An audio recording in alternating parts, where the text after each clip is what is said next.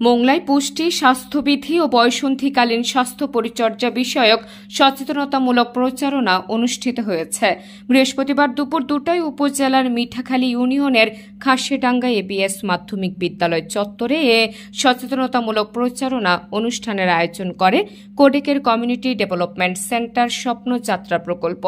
এ সময় বিদ্যালয় চত্বরে পুষ্টি বিষয়ক র্যালি, আলোচনা সভা, নাটক, গান ও জারি পরিবেশিত হয়।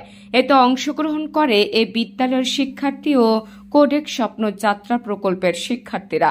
এই অনুষ্ঠানে উপস্থিত ছিলেন কোডেকের স্বপ্নযাত্রা প্রকল্পের field organiser Mohammad Motaleb Sheikh, Khaserdanga ABS মাধ্যমিক বিদ্যালয়ের প্রধান শিক্ষক মোহাম্মদ হারুনুর রশিদ সহ বিদ্যালয়ের অন্যান্য শিক্ষক শিক্ষিকা, স্থানীয় গণ্যমান্য ব্যক্তি ও কোডেকের অন্যান্য কর্মকর্তারা।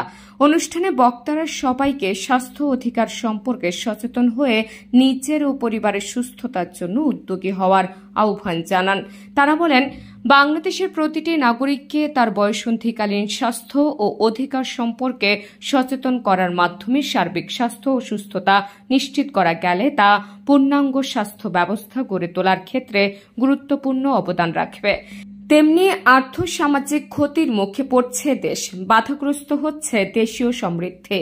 নিজে সচেতন হব ও অন্যদের সচেতন করবে এবং একই সাথে সুস্থ, সুখী ও সমৃদ্ধ বাংলাদেশ গড়তে অবদান রাখব।